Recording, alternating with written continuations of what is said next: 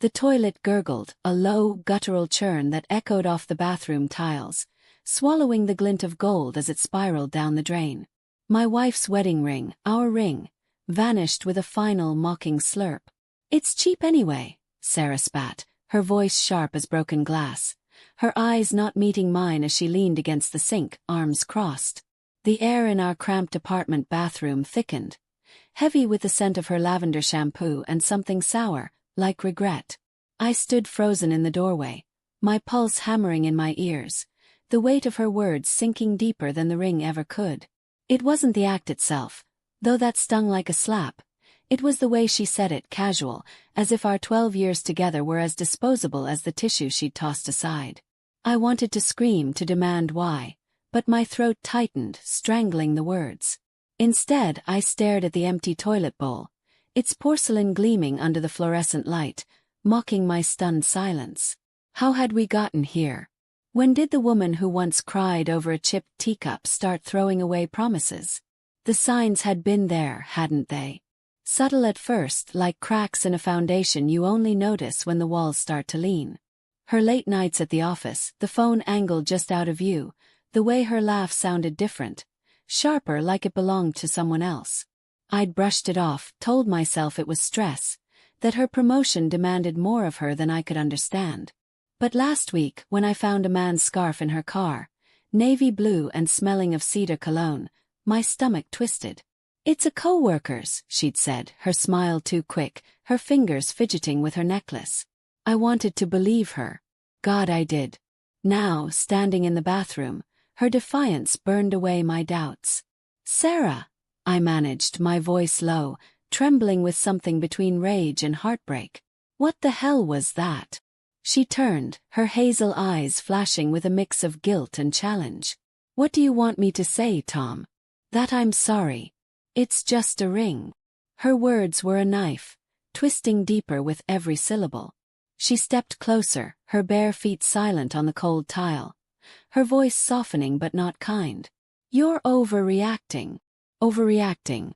The word echoed in my skull, a cruel dismissal of the life we'd built, the late-night talks, the vacations we couldn't afford, the miscarriage we'd grieved together.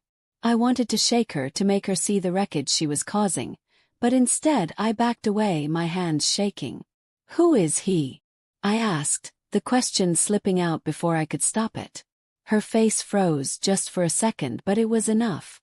A flicker of panic, then a mask of indifference. "There's no one," she said too fast, her fingers brushing her hair behind her ear, a tell I'd known since our first date. My chest tightened, as if the air had been sucked out of the room. I turned and walked out, her voice trailing after me. "Tom, don't do this." The living room felt alien, the couch we'd picked out together now a stranger's furniture. Her scarf, his scarf, lay draped over the armrest, a silent accusation. I grabbed it, the wool ruff against my palms, and inhaled that damn cedar scent. My knees buckled, and I sank onto the couch, clutching the scarf like evidence in a trial I wasn't ready to face. Memories flooded me. Sarah's laugh at our wedding, her hand squeezing mine during the vows, the way she'd hum off-key in the shower. Was it all a lie? Or had I missed something, some failure of mine that pushed her away? I don't know how long I sat there, the apartment silent except for the distant hum of traffic outside. Sarah stayed in the bathroom, the door shut, a barrier between us. My phone buzzed on the coffee table, a text from her best friend, Claire. "Call me. It's important." My thumb hovered over the screen, dread pooling in my gut. Claire knew something. She always had. When I called, her voice was hushed, urgent. "Tom, I didn't want to get involved, but she's been seeing someone. 4 months." The words hit like a punch, knocking the air from my lungs. Claire's voice cracked as she continued, spilling details I didn't want to hear. Late-night meetings, a man named David, a hotel receipt she'd found. "I thought she'd stop," Claire whispered. "I thought she loved you." I hung up, my vision blurring. The apartment felt too small, the walls closing in. I stumbled to the kitchen, grabbed the whiskey bottle from the cabinet, and poured a shot, the burn doing nothing to dull the ache.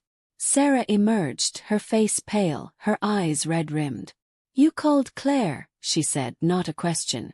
I nodded, unable to speak. She sank into a chair, her hands twisting in her lap. It wasn't supposed to happen like this, she murmured, her voice breaking. I didn't mean to hurt you. Then why? I croaked, the whiskey glass cold against my palm. Why flush the ring? Why him? She looked away, her jaw tight. I don't know, she said, but her voice wavered, a lie she couldn't sell. David, he made me feel seen. Like I wasn't just fading. The word cut deeper than the betrayal. Had I made her feel invisible? Had I been too caught up in my own routine, work, bills, the grind, to notice her slipping away? Guilt clawed at me, but anger surged stronger. You could have talked to me, I said, my voice rising.